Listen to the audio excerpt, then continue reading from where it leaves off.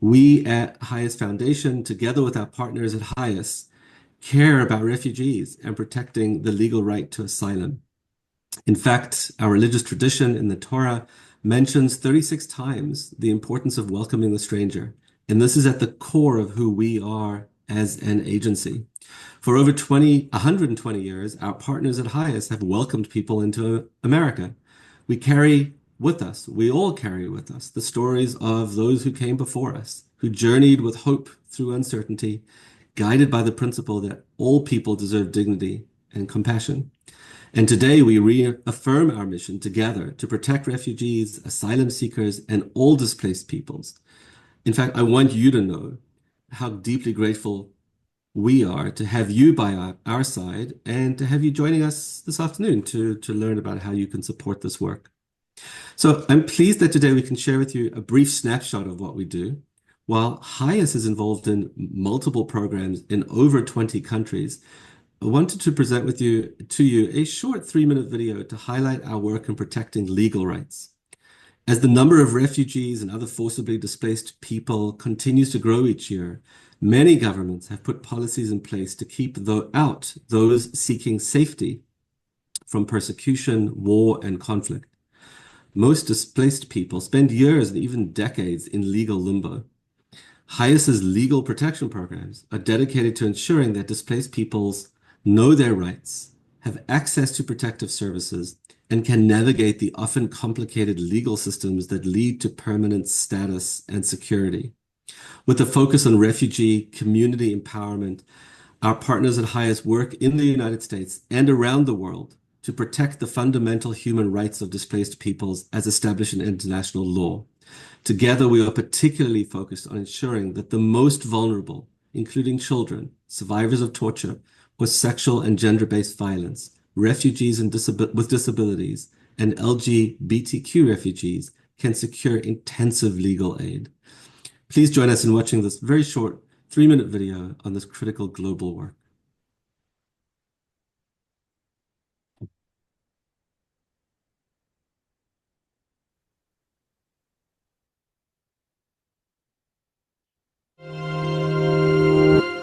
Every person has a right to safety, work, and education. That's been international law for over 70 years. But for refugees and other displaced people who find themselves in countries where they may not know the language, let alone how the legal system operates, safeguarding those rights isn't just important. It can mean the difference between life and death. Losing everything in few hours and starting from zero is not easy. We don't know what to do. What is the next step? Every year, HIAS's legal services help more than 200,000 people worldwide. Our legal teams ensure that displaced people know their rights, have access to protective services, and can navigate the complicated legal systems that lead to safety and security. Many refugees face discrimination in healthcare, schools, housing, and employment in their new country.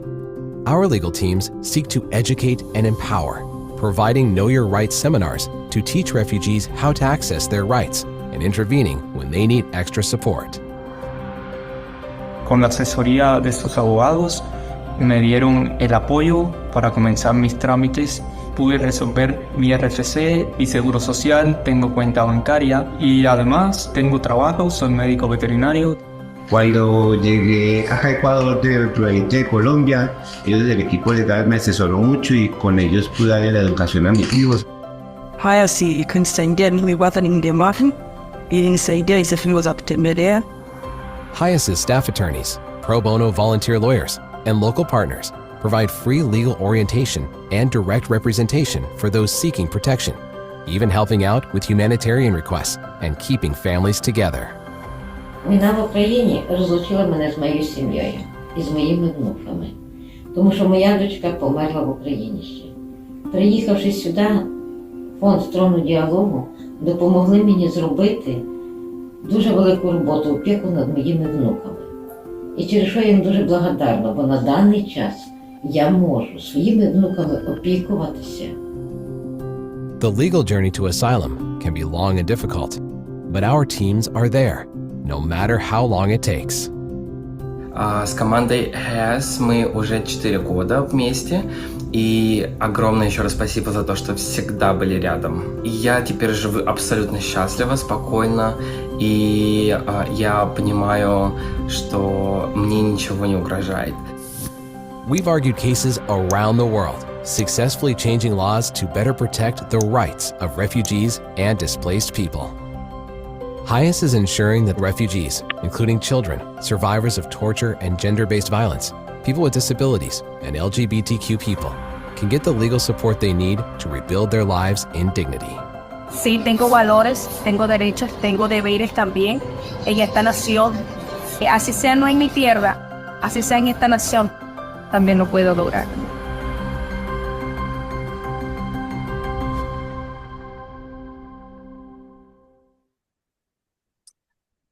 The video you just watched is a snapshot of the work that HIAS is involved in around the world. The HIAS Foundation supports HIAS's legal programs and many other programs as well to ensure that refugees and other forcibly displaced people can safely access asylum or other protected legal status, as well as ensure their basic human rights, such as health, shelter, education, and work. To learn more, please visit our website at www.hiasfoundation, as you see here, .org to explore our global impact. I'm now thrilled to introduce Joe Bull, who will share his wisdom with us on 12 ways to becoming a wise donor. Joe is the founder and principal of Philanthropy Advisory Council. He has over 39 years of experience in the philanthropic arena, having held senior advancement leadership positions at Carnegie Mellon University, the Nature Conservancy, the Columbus Zoo and Aquarium, and Wilmington College. Joe also provided over 16 years of service to his alma mater, The Ohio State University, as Director of Planned Giving, and has also held other gift planning positions at Duke and North Carolina State Universities. He's currently the past president of the American Council on Gift Annuities and was the 2005 board chair of the National Association of Charitable Gift Planning. As such, he's only the second person to have held the top leadership positions at both of Charitable Gift Planning's professional organizations. He's also a member of the Planned Giving Today editorial board and is admitted to the bar in Ohio and North Carolina. Joe, we're thrilled to have you join us and share your wisdom with us. Thank you, Jonathan. Thank you, Jonathan. And it's a pleasure to be here today. And thank you for joining. We're going to talk about more than a baker's dozen ways of for how you can become a wise donor. So this is an old philanthropy maxim, I think, that I learned very early in my career, that the best gift in a wise donor gives the right asset at the right time in the right way for the right purpose. And so we're going to dive into all four of those. So the first thing we're going to talk about is the right asset. I don't have control of the slides now, so go there you go, and then go to the next slide, please. So the first slide the first asset we're going to talk about is cash. And so cash is better for smaller annual contributions. It's best for that. It has some significant tax benefits if you itemize your deductions. You receive a charitable deduction for whatever you give. If you make a gift worth $100, you can deduct $100. If you make a gift of $1,000, et cetera, et cetera. A cash gift allows you to deduct up to 60% of your adjusted gross income. Now, that is part of the 2017 Tax Act that sunsets at the end of 2025. And of course, nobody knows what's going to happen with the new tax rates. Now that the election has been settled, there is some potential clarity about what might happen in the future, but it's still a little foggy. So for right now, for 24 and 25, if you make a cash gift, you can deduct up to 60% of your adjusted gross income. And if you give more than 60% of your adjusted gross income, you can carry forward the difference for an additional 5 years. So let's just say that 60% of your adjusted gross income is, $50,000, and you give 50,000 of cash, or you give 55,000, you can deduct the next the additional 5,000 next year. And then some states not every state has an income tax. Many states don't, but some do. And for those states that do have income taxes, it is some states allow charitable deductions on the state income taxes and some don't. It just depends on where you live. And we will talk about charitable gift annuities in a minute, and cash is a fabulous asset to do that with. So let's go to the next slide. So we're going to talk about real estate next. And so that could be anything from the home you live in, from a vacation home. I have worked with donors that owned like a strip shopping center or vacant land. Real estate developer or other people hold land thinking that it's going to be a good investment, and it all generally is. And so there's any kind of real estate that you own is a potential gift asset. You have really good tax benefits. You can deduct the fair market value of the property, and it has to be appraised to determine the fair market value. And there are very specific IRS appraisal rules.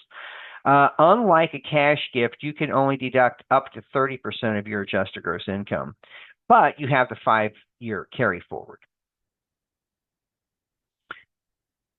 And perhaps the most important tax benefit is that you do not pay tax on any of the capital gain if you make a gift of any appreciated asset, but in this case, we're talking about appreciated real estate.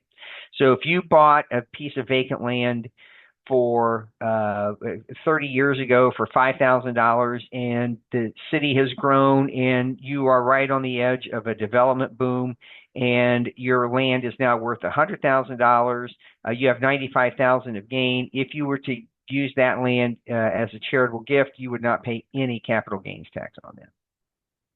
So let's go to the next slide. So then, similar to real estate, we're talking about securities next, and that could be anything from, go ahead. That's publicly traded stock. It's mutual funds. Many people hold mutual funds, exchange traded funds, bonds. Those kind of things are known as securities. So those are really good assets to give. The tax benefits are identical to the real estate tax benefits. You get a deduction for the fair market value, no capital gains tax, and a 5-year carry forward. And some people say, well, I'll just sell the stock and write you a check. Well, then don't do that, because if you sell the stock first and then write a check to the HIAS Foundation, you have to pay capital gains. You lose the benefit of the capital gains exclusion, and you would have to pay capital gains on the stock that you sold.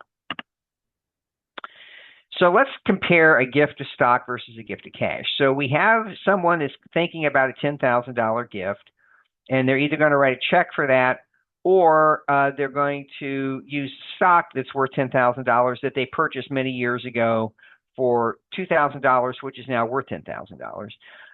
We're going to assume that they're in the 32% income tax bracket and the 18.8% capital gains tax bracket.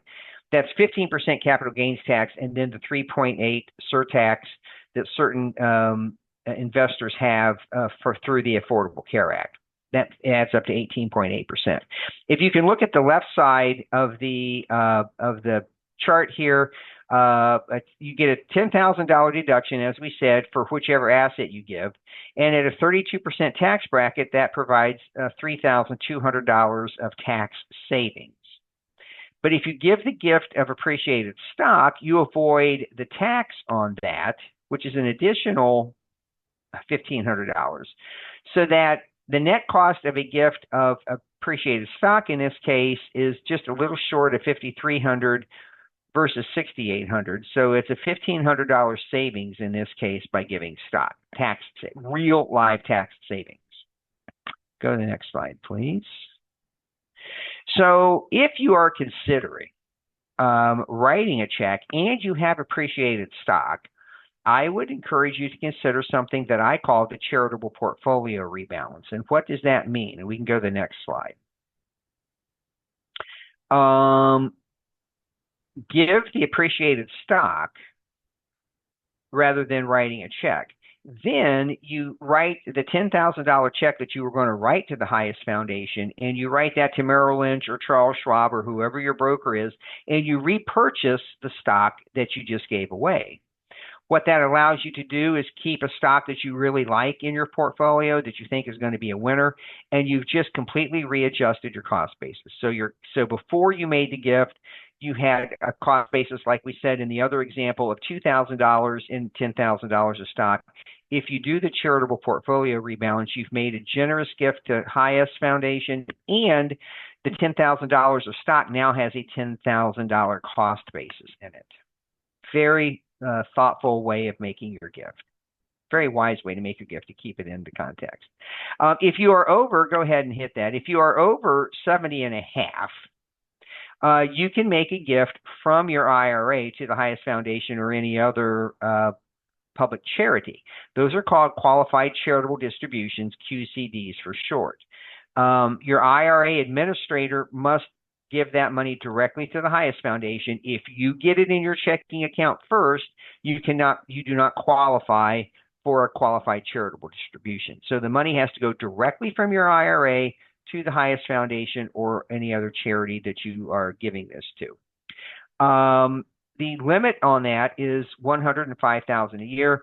It started at 100 and it's been indexed for inflation. Now, if you're married and your spouse also has an IRA, both of you can give up to $105,000 per year from your IRAs. You can do this from a traditional IRA or a Roth IRA, are both eligible for this qualified charitable distribution. Well, let's think about a couple other assets. Many people own a business, and it's a closely held business. It's not publicly traded. It's never going to be publicly traded. Your children or relatives may want to take over the business, or you may be in the process of thinking about selling your business. Stock in your privately held business is a wonderful asset from a charitable tax planning perspective. And it works, as you can see, you take your closely held stock, you give it to the HIAS Foundation, you receive a charitable deduction for the fair market value of that, and then the HIAS Foundation sells it back to your company.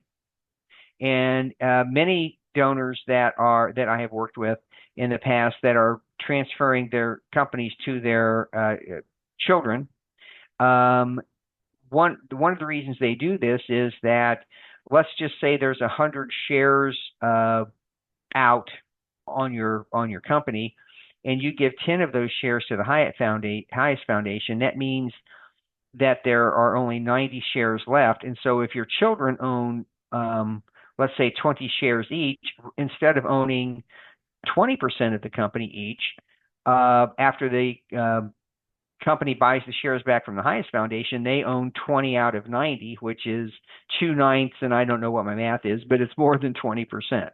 And so it's a tax-free way of increasing the percentage ownership that they have in your business by doing this.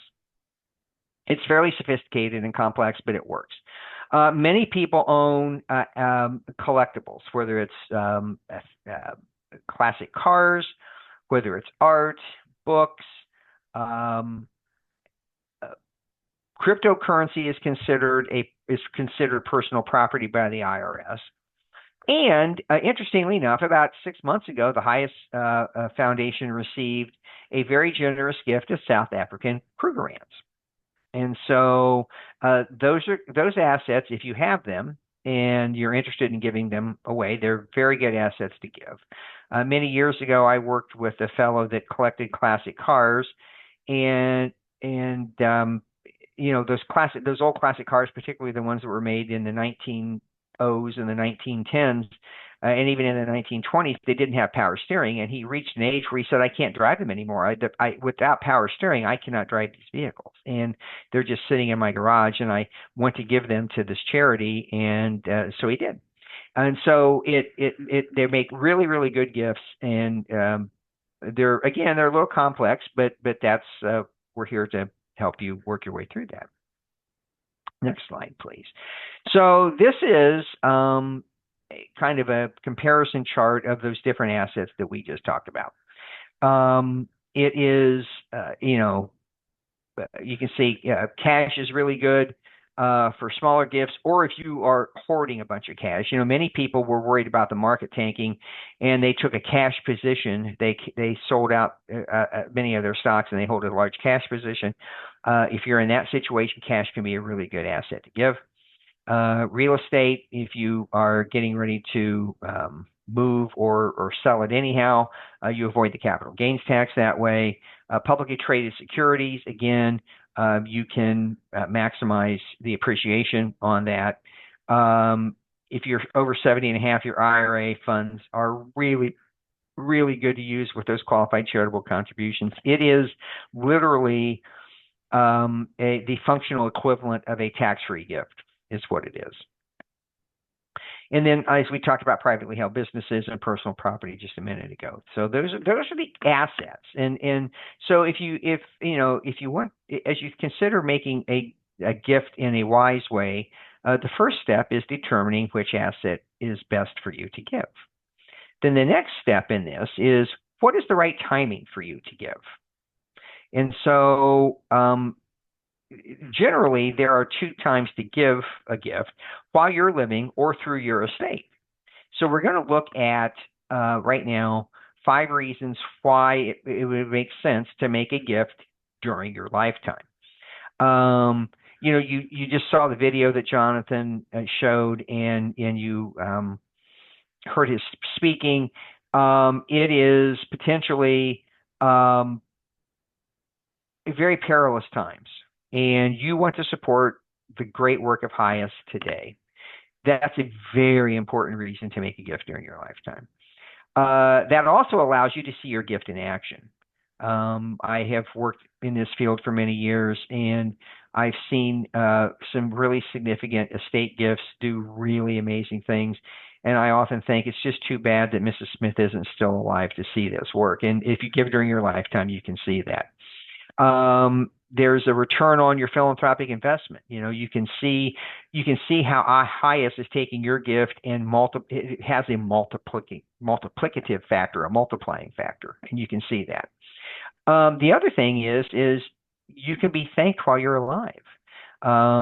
The other thing, when I think about, boy, it's too bad Mrs. Smith isn't here to see this, as I mentioned earlier, is it's too bad we were never able really to thank her for this.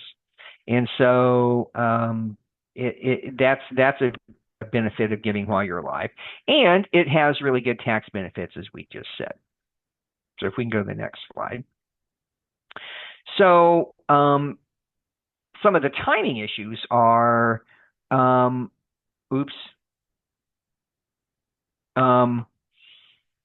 of the timing issues are, do you want to make a gift all at once, or do you want to make your gift and pay it and make a pledge and pay it off over 3 or 4 or 5 years? Some of the issues that you need to think about in that regard are the needs that HIAS has currently, right? And again, go back to the video. There are people that need HIAS's help, and there's a sense of urgency of that. And so that if that moves you and motivates you, then it tends to lead to more of a, let's make it a gift in a lump sum rather than making it as a pledge payment.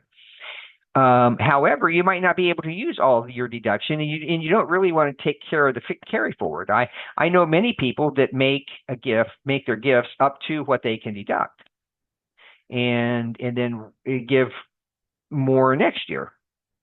So that's a consideration that many people have.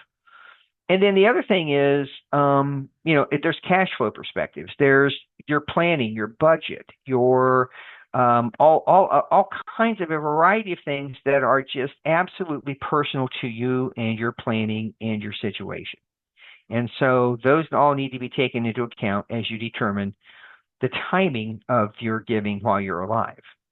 Now, the alternative to making a gift during your lifetime is making a gift through your estate, a planned gift through your estate. Some people just are hesitant to make a gift today.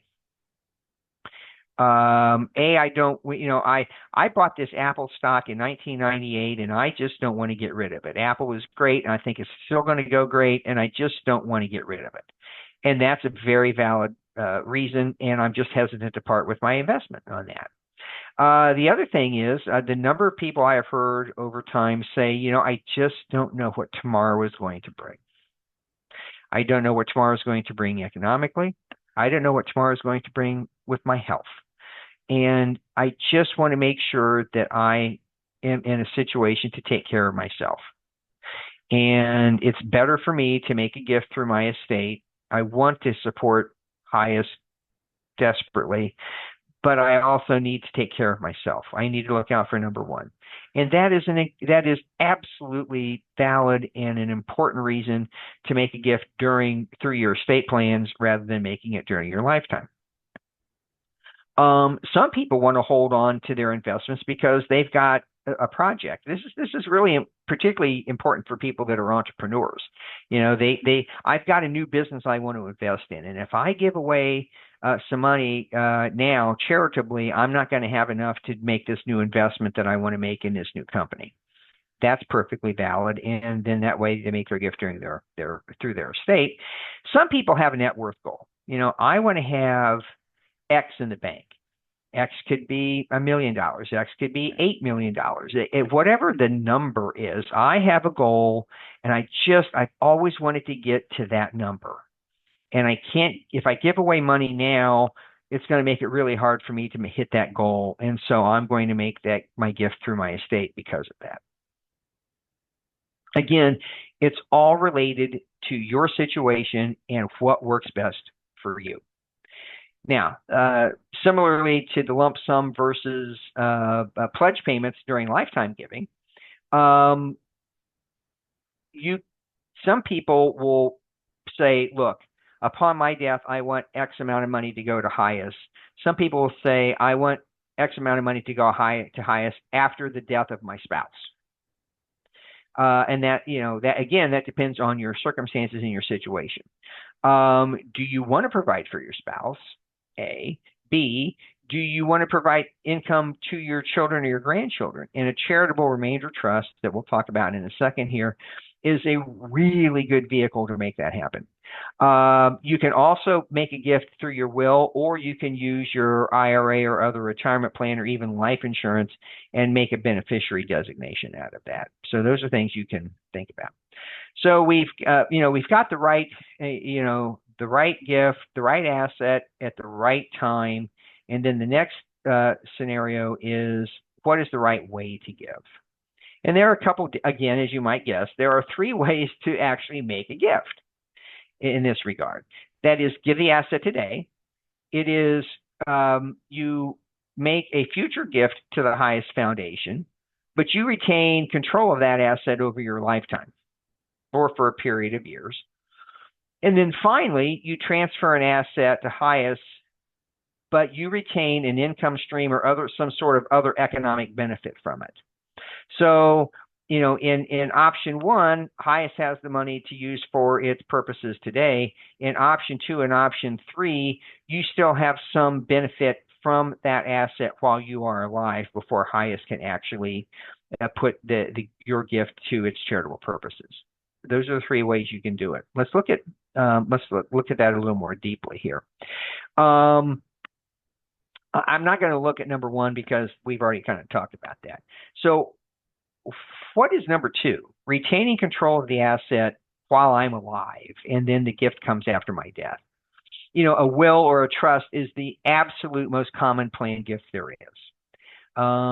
You can either give a specific amount to HIAS, you can give a percentage to HIAS, you could name HIAS as the HIAS Foundation as the recipient of the remainder residual part of your estate, or even a percentage of the residual part of your estate. I've seen all of those options. Again, there's a lot of flexibility here to allow you to meet the personal needs that you and your family have. The one thing that I have found over time that is really important is if you are contemplating and you actually do put the HIAS Foundation in your estate plans, whether it's through a will or whatever, it is really important to let us know that you've done that. And for 2 reasons. 1, it allows us to give you a sincere thank you.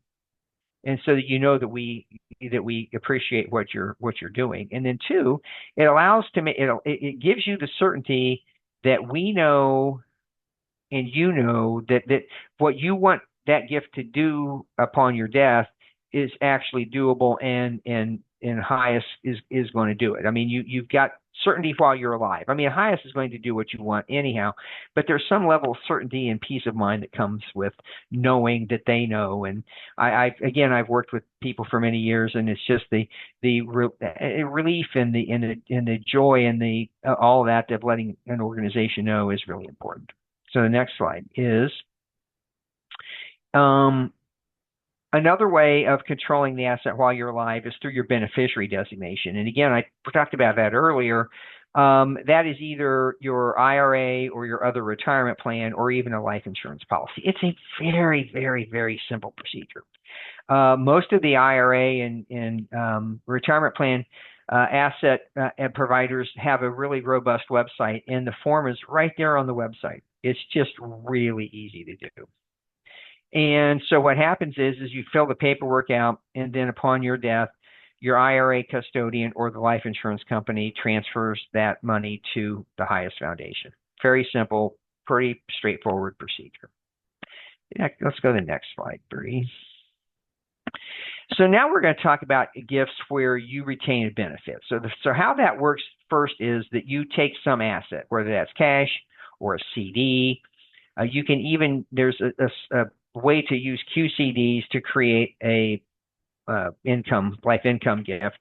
Appreciated assets are often used too. You make a life income gift, and that's either a charitable remainder trust or a charitable gift annuity. Those are the two options that you have. And so that life income instrument pays income to a recipient. That could be you and your spouse. It could be your children. It could be your grandchildren. I've worked with people that they've named their longtime executive assistant, administrative assistant, as the beneficiary of a gift annuity or a trust to provide her, oops, we've gone too fast here, with benefits while they're alive. So that makes annual payments. There's a set percentage, and it can be no more than 2 lives. And then upon the death of whoever the income recipient is, the principal of the gift or the gift annuity residuum comes to the HIAS Foundation for use for its purposes as you have designated with Jonathan and Bree. So let's go to the next slide here. Let's do a little more in depth. Let's talk about charitable gift annuities. Charitable gift annuities provide a fixed income to you or to you and your spouse. It cannot be more than 2 lives by law. You get an income tax charitable deduction for setting it up while you're alive. The really neat thing about charitable gift annuities is that a portion of your annual income is tax-free over your life expectancy. And the percentage of tax-free income is significantly high if you give cash as opposed to giving appreciated stock. Now, if you'd like to set up a charitable gift annuity with the HIAS Foundation, you have to be at least 60 years old in order to do that. So let's go to the next slide. So here are the American Council on Gift Annuity rates. Now, the American Council on Gift Annuities was a confederation of charitable organizations that founded itself in 1927 to provide actuarially sound recommended rates that 98% of all charities follow. There are a few that don't, and God bless them, that's fine. But most charities, like I said, 95 to 98% of all charities follow them. So you can see that a charitable gift annuity works just like an annuity that you would buy from Prudential or annuity you would buy from New York Life. You give money and you get a fixed percentage back, and that percentage rises the older you are when you set that up. Now, unlike buying a commercial annuity from Prudential or New York Life, you can actually set a charitable gift annuity up for you and your spouse, as we said earlier. You cannot go to Prudential and buy a 2-life annuity. They will only sell you a 1-life annuity. And so that's a significant difference for charitable gift annuities over commercial annuities. And because there's the second life involved, you can see that the rates are slightly lower for a 2-life gift annuity than they are for a single life annuity, but still very competitive and very generous. Next slide, please. So here's a scenario that we've got a 75-year-old donor would like to make a $100,000 cash gift, and you kind of need to take a snapshot in time in order to get the numbers accurate. So we said that gift was made on tax day of this year, a few months ago. The American Council on Gift Annuity rates for a 75-year-old is a 7% gift annuity. The IRS deems that according to their actuarial tables, that this person's life expectancy is 12.4 years. Now, there's a slight variation here on gift annuities. If you were to buy a commercial annuity from New York Life or Prudential, they use actuarial tables based on your gender. And women, as you probably know, are expected to live a little longer than men. Charitable gift annuity rates use a unisex actuarial table. So that's a slight difference. So the IRS says that a 75-year-old male or female it has an actuarial life expectancy of 12.4 years. And because of all that, and you do the calculations, that $100,000 gift provides a $43,000 charitable tax deduction. Now, you might ask, why is that? And that's because you have the income interest. So you can see, if you go to that middle column over here, you can see how much of the annual payment of the gift annuity is, or you go to the second column, how much of that is tax-free. So, for the majority of the time, it's $4,500 out of $7,000. So that's well over 50%, closer to 60% of the income is tax-free. Again, it's a really good gift. Let's go to the next slide, and we're going to talk about charitable remainder trust. It's like any other trust. It's a separate legal entity. It says it will provide you a fixed percentage, say 5% or 6%. But what happens in a CRUT every year is that in January 1, or essentially the first business day of the year, the assets of that CRUT have to be valued, and that fixed percentage, whether it's 5 or 6 or 7% or whatever the number is paid off of whatever the new valuation is. So that means your income can go up, means your income can go down. Let's go to the next slide, and it shows this a little more. Here's the example. We have a gentleman who purchased biotech stock that's now for $25,000. It's now worth $100,000. He doesn't really want to give up the income off of that, but he also doesn't want to sell it because he's got a fairly significant capital gains. But he also wants to make a gift to HIAS of this stock. So he puts his $100,000 into a charitable remainder unit trust, and then the next slide will show us how that works. I'm sorry. It gives him a tax deduction of $56,000, and he avoids capital gains tax, as we said, on the $75,000. Now, what happens as we go forward in the next slide is, let's say in year 2 the investments go up from $100,000 to $110,000. He gets 5% on $110,000, and in year 3 it goes up even further to $120,000. And he gets 5% on $120,000. But in year 4, let's just say the market has what they call a correction, and it goes down, and it goes down to $95,000. Then he only gets 5% of that number. So it has the potential of going up or down depending on the market, and that's why most trustees that trustee charitable remainder trust try to have a very diversified portfolio to keep the fluctuations intact. So the next slide, please. The final thing that you can do in this regard to retain a life is to retain a life estate. You can do it through your house or a farm. It's a very simple gift. You go to your lawyer. The lawyer writes a deed. The lawyer, you deed the property over to the HIAS Foundation, but you retain a life estate in that property for the rest of your life, or for you and your spouse's rest of your life. So that can be no more than 2 lives. These are IRS rules. Once you do it, you can't undo it. That's the problem. That it's not a problem, but you got to make really sure you want to do this before you do it.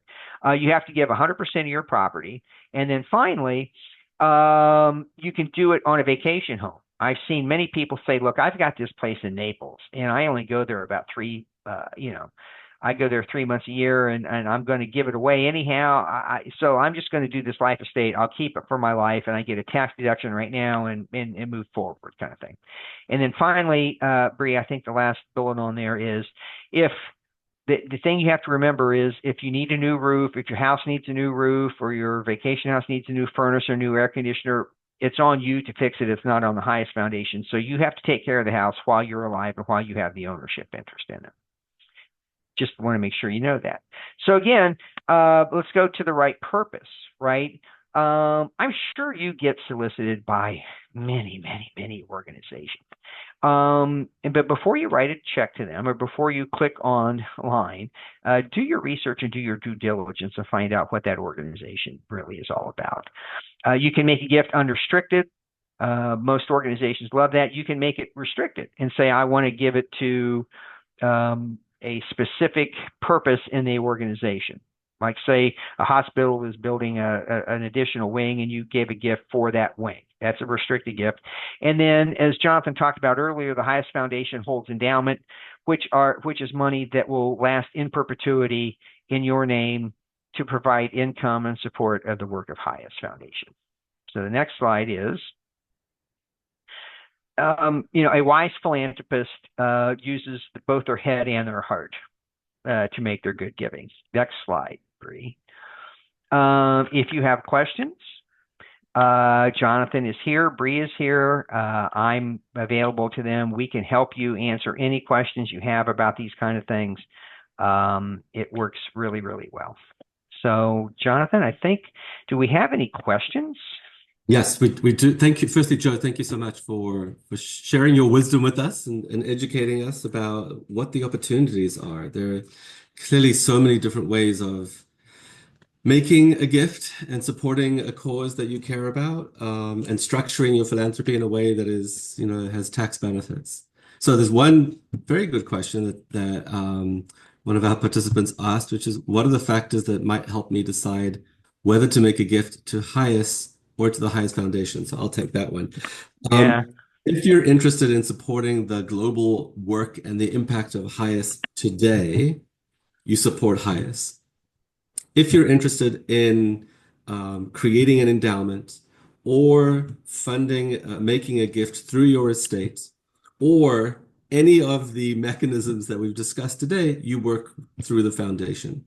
So we handle, on behalf of HIAS, all the complex transactions, be it Krugerrands or real estate or retained life estate or the charitable gift annuities or the remainder trusts.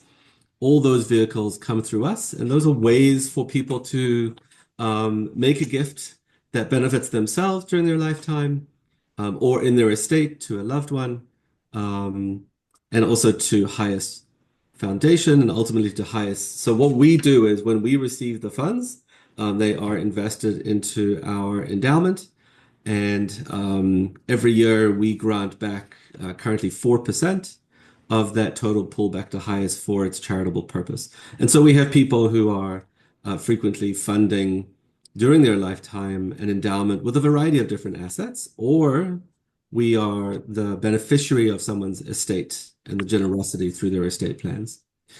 So hopefully that provides some clarity. If you do have any questions, please put them in the Q&A and add to the list that we have.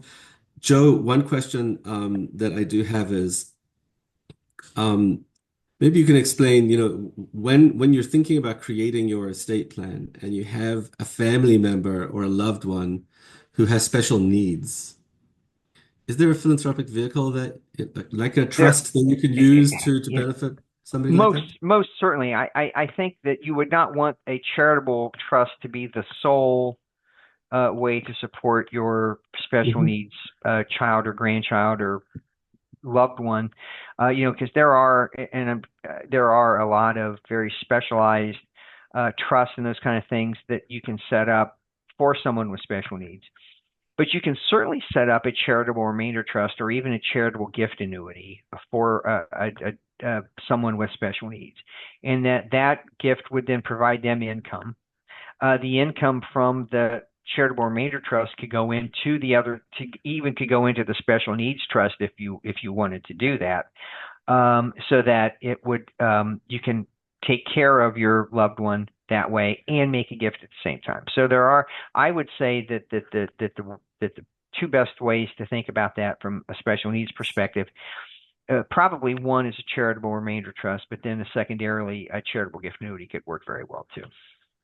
So we actually at the HIAS Foundation are the beneficiary of a special needs trust that a family has set up for their loved one, so that when his parents pass away, there will be, you know, 7 figures plus that goes into that trust to support him for the rest of his life. And then when he should live a long, happy, and healthy life, they all should.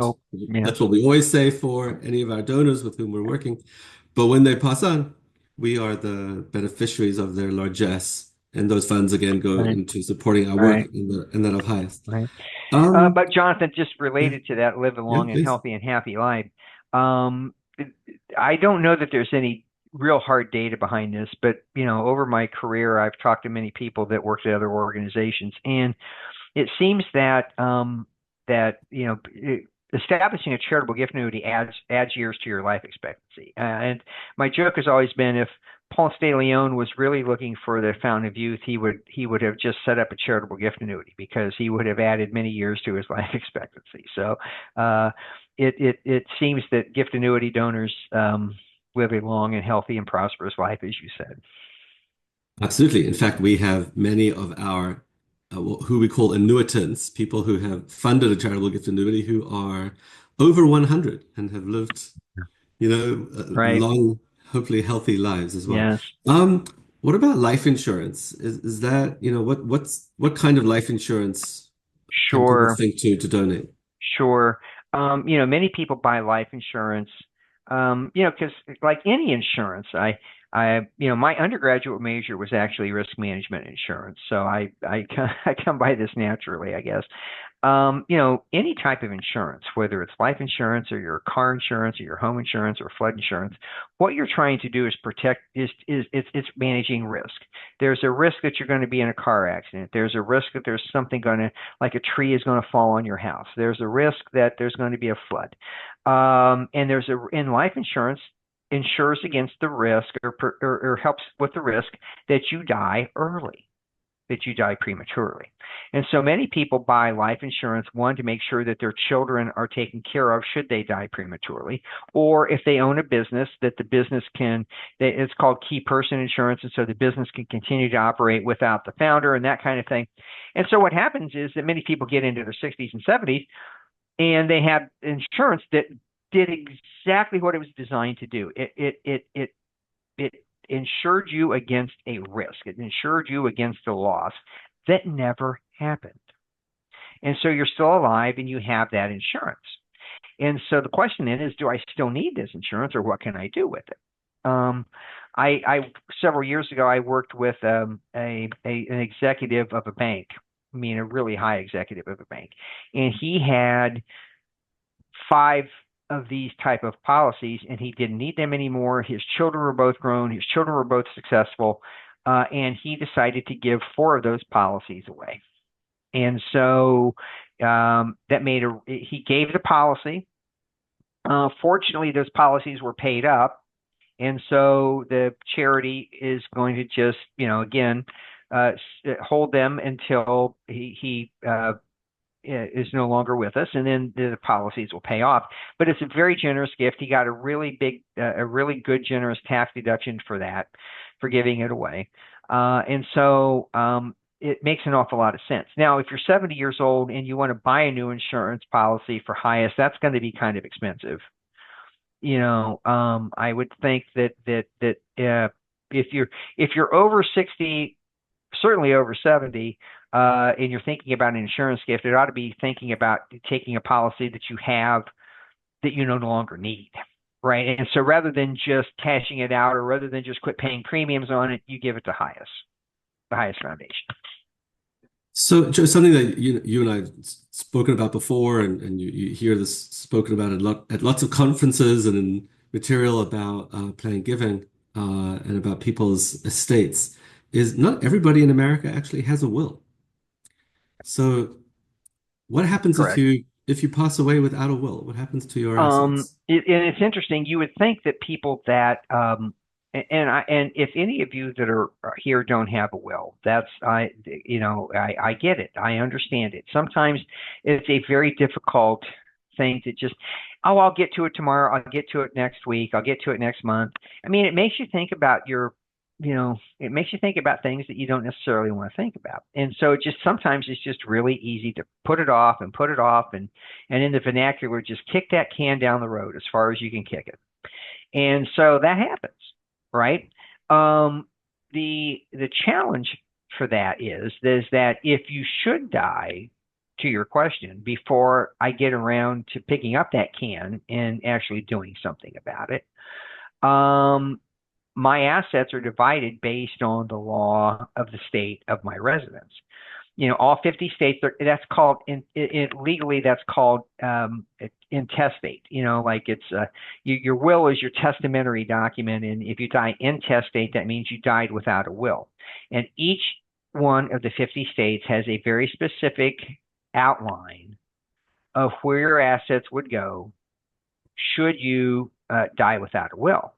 So if you're okay with the legislature in your state deciding where your assets go, then that's okay. Then just, you don't need a will if you're okay with the legislature deciding where your assets are going to go.